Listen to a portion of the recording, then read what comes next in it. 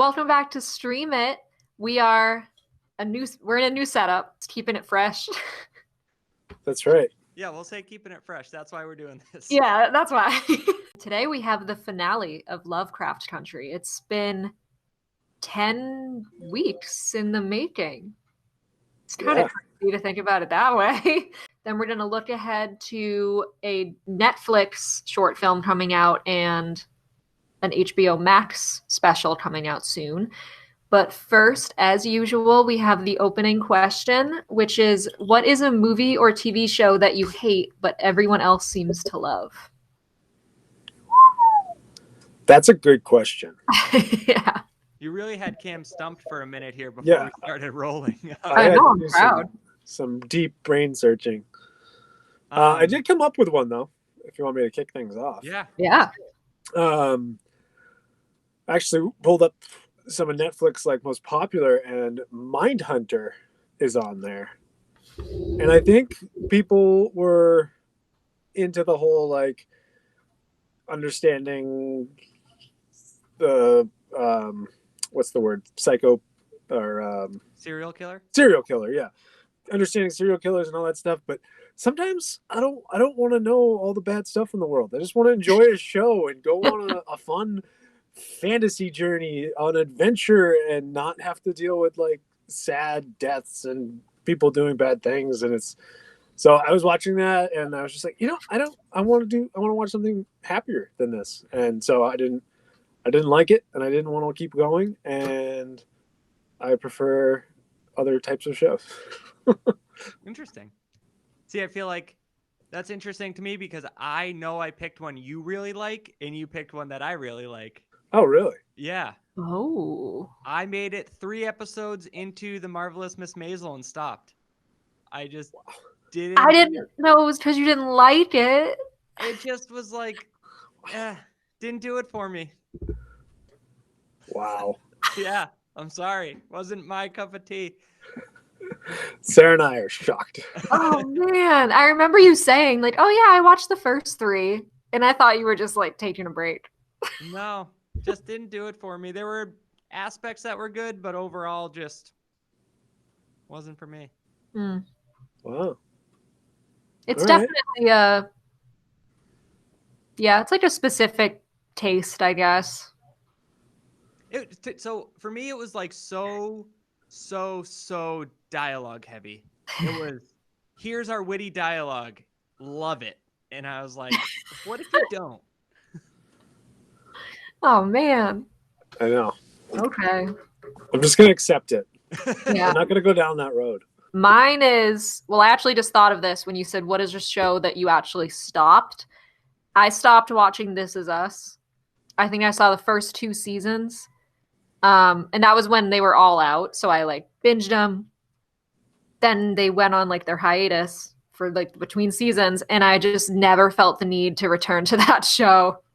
In the moment, it's definitely it's good. I see why a lot of people like it. But for me, I was how on earth does this family have something this dramatic happening every single day of their lives? Yeah. We haven't gotten into that at all over at our house. Yeah. It got a little bit much. Yeah. It's watched by one person in our house, not me. And I just randomly, it's a dad joke, but I was like, oh, hey, I heard there's a new episode of This Is Boring today. And that's how I feel about it. It's just a family fight. And in the end, they're all going to love each other. Just, not for me. I think in a more general sense, something that I just have no time for at all is any reality TV. I just don't need it. Yeah, I'm also with that too. If I'm going to sit down and spend time in front of a TV, I want this to be well produced, a great story, well. Are you throwing shade at the Bachelor podcast? Not throwing any shade anywhere. Do what you want to do. I'm just saying for me. Well, I've never watched that show until we started that podcast. Yeah. I'd never, and that's kind of why we thought it would be funny is let's have someone who loves the show watch it with someone who this is my second season now. But even that show, like you can tell that like it's heavily produced in the sense that none of this is real. Yeah. Like half of the fights are like manufactured. I had a movie that this was the first thing that came to mind when I asked the question. I don't like Good Will Hunting. Wow.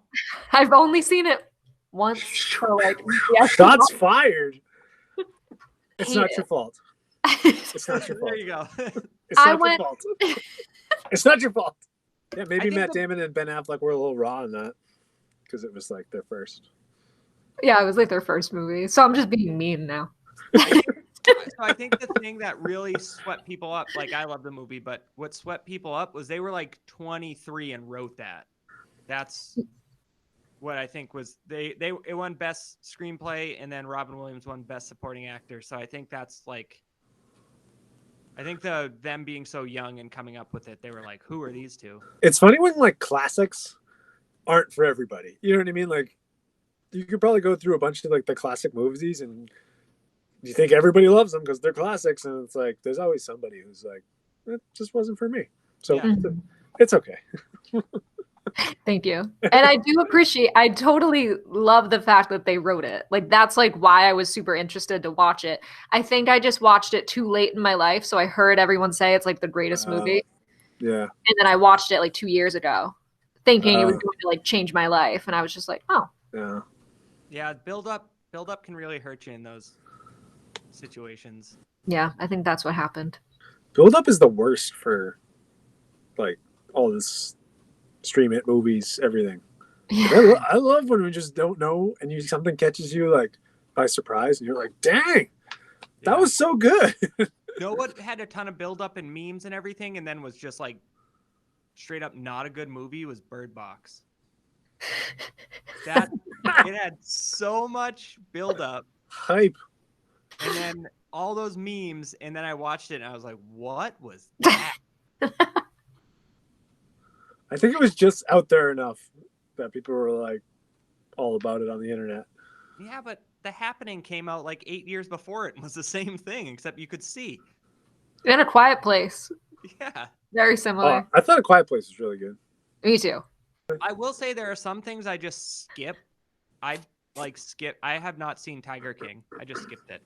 Like, I didn't want to watch Tiger King, but then it was on, and I was like, "Wow!" It's one of those things like you can't look away.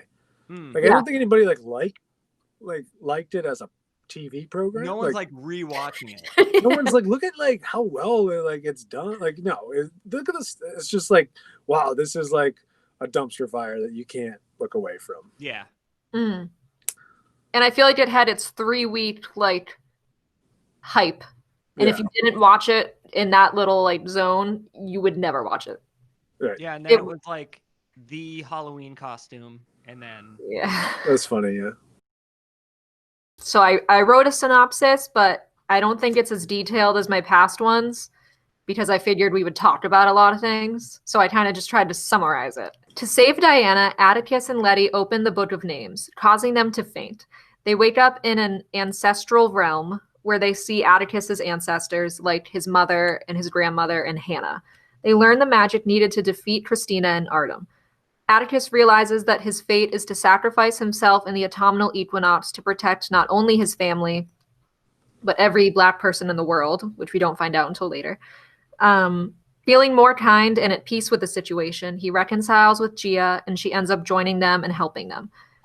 Christina gives Atticus an out. She won't kill him and will leave everyone alone if he gives her the Book of Names. He does not.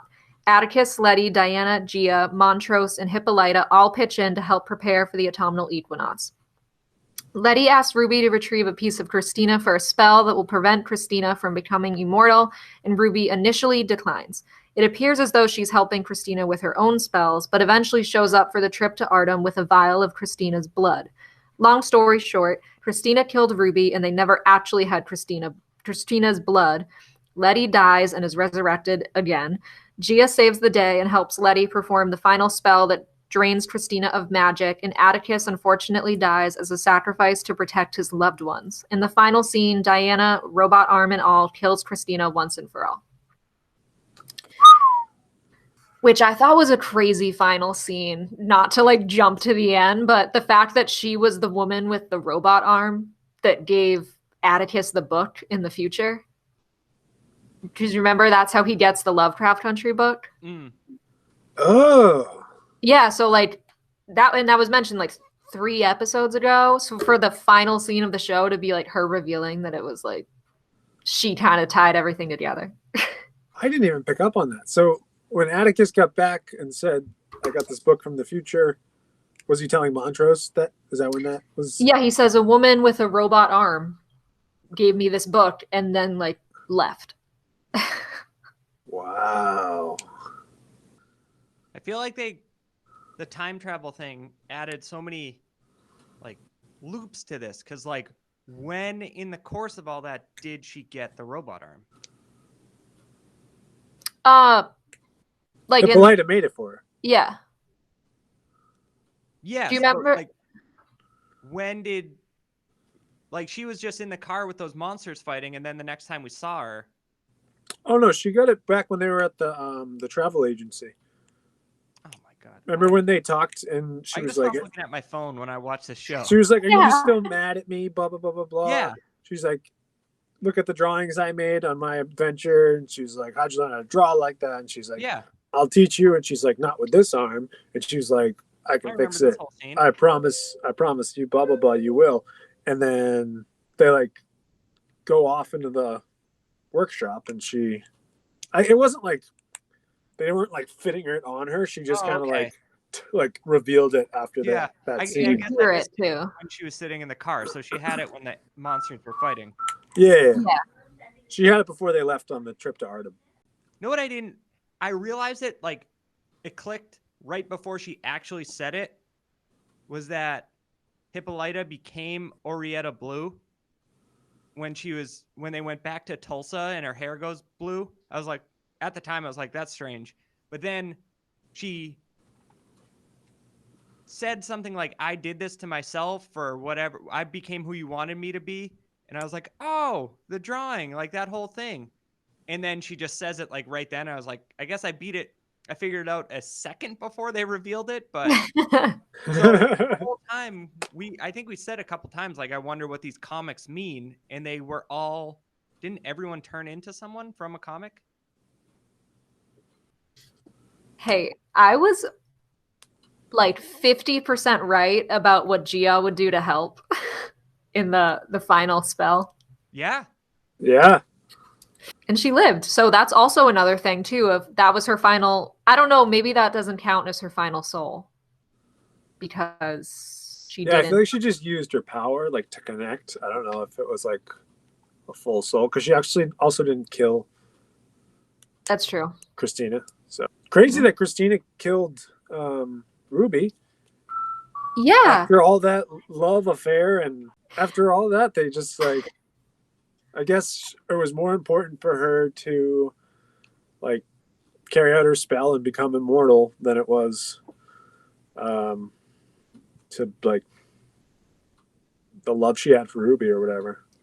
Well, when Gia attaches to her and you see all of those like scenes flash of like Atticus and Christina's life, it shows Ruby like in the bed where like William's body is like hooked up to the machine. So like I guess they didn't actually show you that she is dead. Right. But we know that she's using her body. Right. And that also, I didn't catch this at first. I guess in those little scenes, it shows that Christina had like, remember when she takes Letty's invulnerability away? I guess that she did put it back. Like, Yeah. I guess in those little scenes, it shows that. Oh, because that's another question I had was how did Letty get that back? Because then she just got tossed out of a tower. Yeah. And it was like, oh, I'm good. Yeah, I was like, they didn't explain. Is that another one of their just like unanswered questions that they just like? Yeah. Well, maybe she never actually took it away. She just made her think that, so like Letty wouldn't go after her in Artem, because she didn't she promise to Ruby like, I won't hurt your sister, and she maybe kept that promise. Yeah. Because I think regardless of it all, Christina was more out to like, I mean, I guess like empower women to get them into the, one second, like get them into the order. I think that was her big thing. Women weren't allowed in the order, and she felt like she deserved it. So She just wanted to be immortal, though.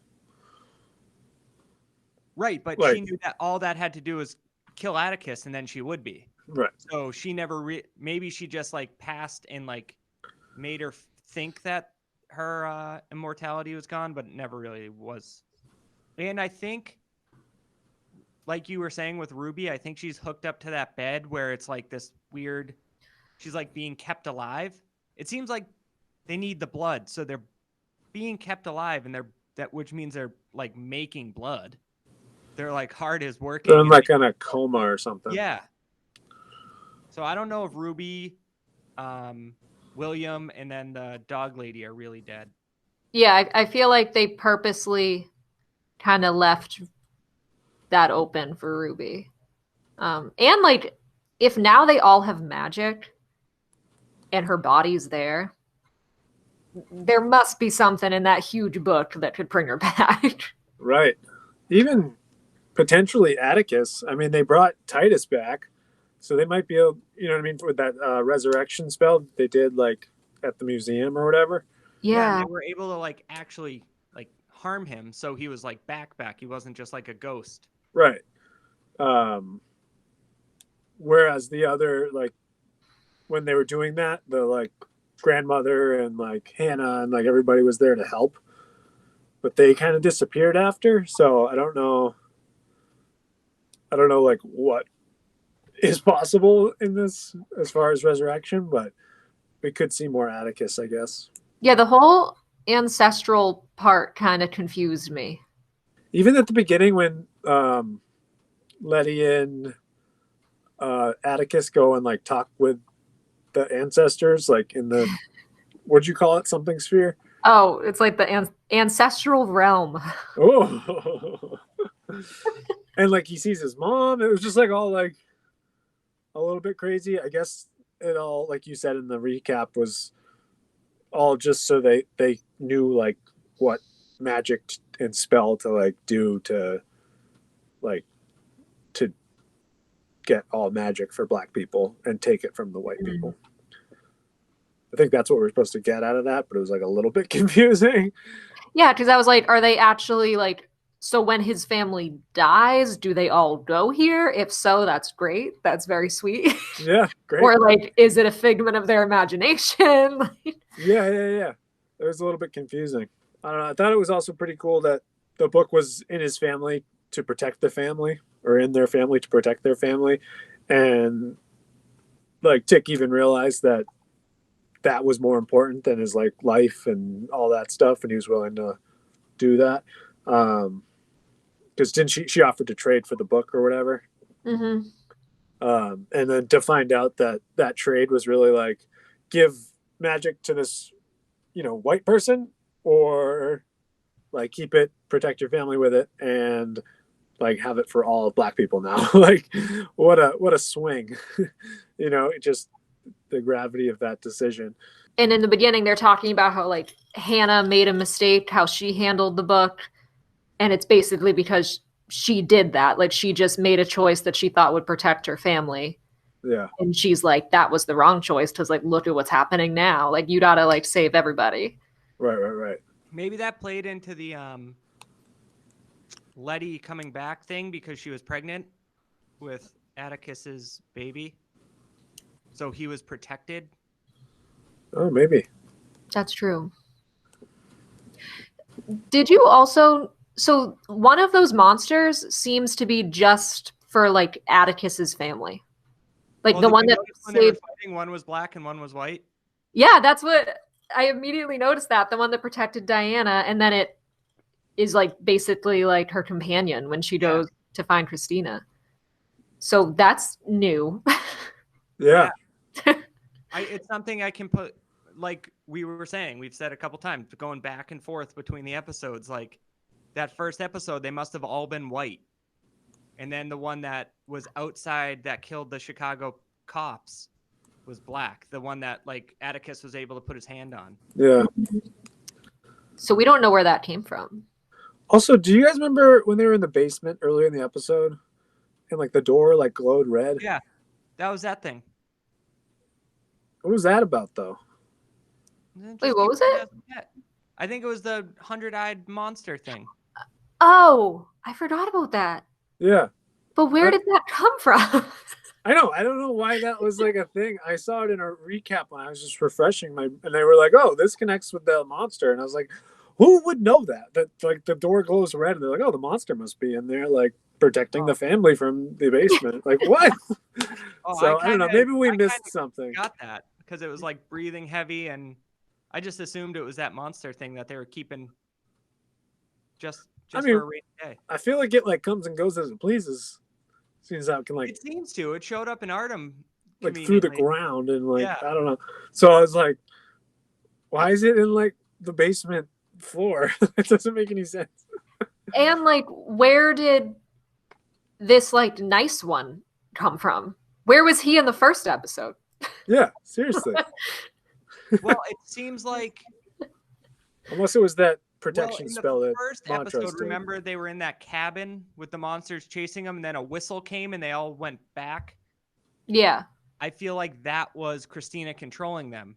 So when Christina casts the spell of immortality on Letty, she got a monster too.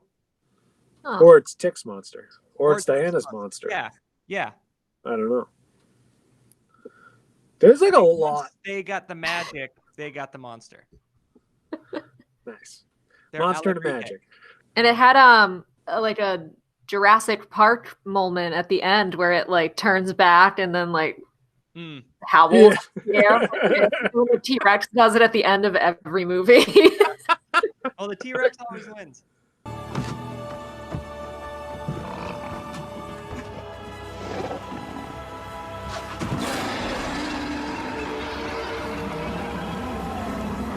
This whole series, the Black History,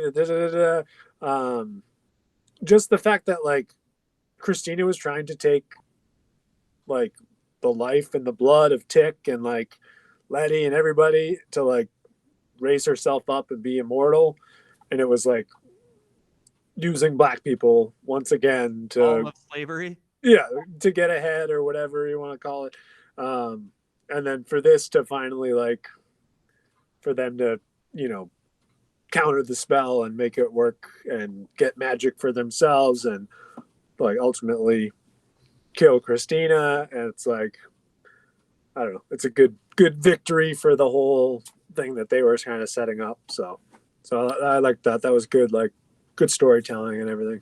We were talking about how we would know after the finale if there would be a second season. I feel like they left so many different avenues that they could go down for the next season that like there's almost too much that they could do. Yeah. Yeah, one thing I specifically noticed is that it did say season 1, episode 10, season finale. So it's not like it doesn't seem like it's a limited series or anything. Yeah. I mean, if they can bring Jon Snow back, they can bring Tick back. Diana could have a whole plot now. Gia, I feel like there's so much that could be done with like her character. And then Ruby, if they wanted to like turn that into something too. I read someone said they were like, I think Ruby will be the villain of season 2. I was like, huh. Interesting. Because they were like, she's connected to both sides. Like she was made to choose. And look at what happened when she chose Letty. Yeah. Like if she comes back, she might be upset that she died. Just bitter. And Hippolyta too. She's a wild card. Yeah. She can do anything at this point. Make a robot arm, draw comics. Who knows? Well, so did you like how it ended? It's a good question. I did. I'm sad that Atticus is dead. Like I knew that it would probably happen, but I still was like, wow, I can't believe they actually kill him. Yeah. So I was sad. I did like it. I think it was really well done, but it was a bummer.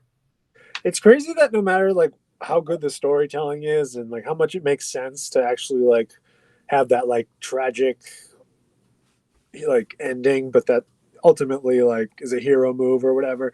Um, as a viewer, you don't want it. You like so Yeah. attached to the character, you're just like, no, like let's ride off into the sunset every time.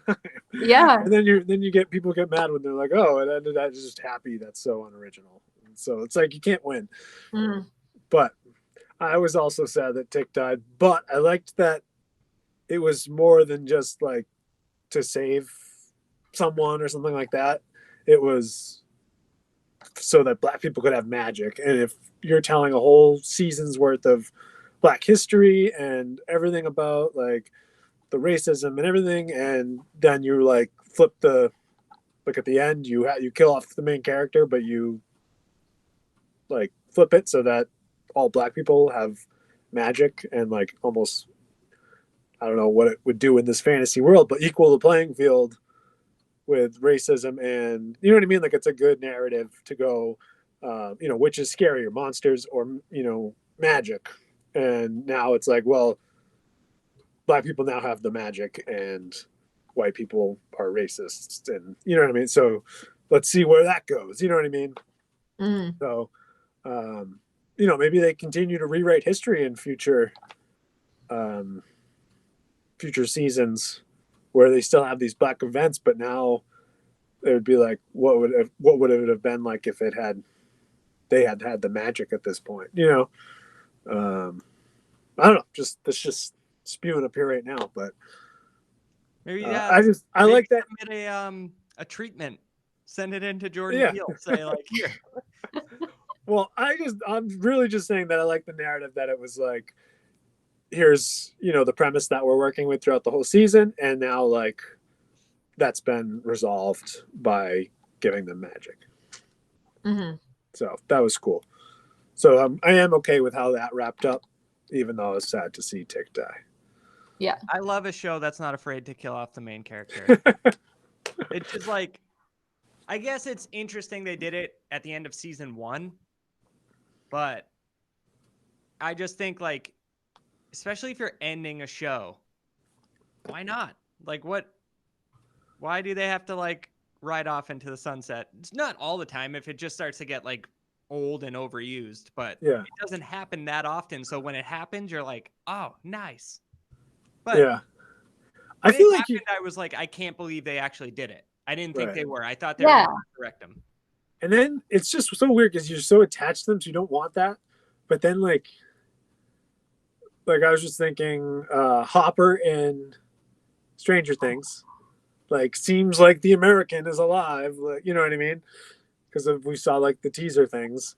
So it's like they kill people off, but they also in TV today aren't afraid to like bring them back because it's so like I don't know. It's just like a crazy. I feel like you can't please everyone in these scenarios. Like some people want the main character to live, some people don't want the cliche happy ending. Some people think like killing them off is now cliche, and then I bet some people are like, oh, the old bring them back like the next season is now cliche. So you can't win. Yeah. But, And I was also very sad about Ruby. yeah. As soon as that like reveal that it was Christina, I was like, no. And at the end of the episode, I watched it with my mom again. And I was like, wow, I can't believe they killed Ruby. And my mom was like, the main character just died. I was like, yeah, I know, but like we kind of thought that might happen. Right. I don't know. This show's up there in like top shows for me. I like the history piece. I like the like fantasy piece. Really well, acted, directed. Very impressed. Yeah, I'm interested to see what they say about upcoming seasons. Yeah, it might be worth the Google. I looked last night, and so far they still haven't said anything, but I feel like it actually ended like 3 weeks ago, right? Or Yeah. so I feel like this is usually the time when they would announce. Renewed, yeah. Yeah, like they don't usually wait too long because then people Right. will forget A lot about of it. uncertainty right now, so Yeah. they're probably like weighing their options of what expensive shows can we keep going with. Canvas is animated short film coming to Netflix on December 11th. It looks like Pixar, and it stuck out to me because the guy Frank Abney, who directed it, worked on Soul, Coco, Toy Story 4, and was also the producer of that short film Hair Love that won the Oscar like last year. That was really good. It's basically about an old man who like experiences a loss in his life and rediscovers his love for painting during like the grieving process, I think. So I think it's probably going to be like a tearjerker. Yeah. As per usual for Pixar. And the producer of it also worked on Coco too. So I feel like with two people that have had a filmography like that, that's star-studded for animation. Yeah, and when you watch it, like I was surprised it was on Netflix because I was like, this just looks like a Pixar movie. Yeah. Why is Netflix saying it's their original movie? Right. Wow. And Wonder Woman yesterday got announced that it's going to be streaming on HBO Max for free Christmas Day. You can also see it in theaters if you feel comfortable, but it's going to be on HBO Max. So how can you not watch it on HBO Max? Christmas morning, so it's going to be so great. You're, other than not being able to see like most of your family, unless they're in your circle, you just wake up, have a nice breakfast, open some presents, then you watch Soul and Wonder Woman back to back. Double feature. Yeah. One for the kids, one for the... Yeah. That's awesome. Awesome. I don't have kids, so 2 for me. I know. I'm the youngest person in my house. Oh. And Cam, you can prop Maeve up in front of Soul, but you're just watching it for you. Oh yeah. I don't know if they're doing this as like more of a parody, but Space Force was renewed for season 2. Really? Which is really funny because there's going to be a presidential transition, and I can't imagine the new administration really pouring money into a Space Force. So I wonder if it's going to be about how they're like dismantling it and getting rid of it, which would be really funny. I could absolutely see that being the plot. So that should be, I liked Space Force. I didn't hate it at all. I liked it some too. People didn't think it was that funny, but I liked it. I'm a big fan of just like, I feel like it was just like stupid humor, but like exactly done well.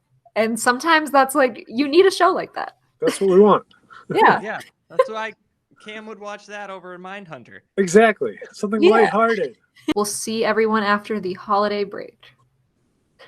Sounds good.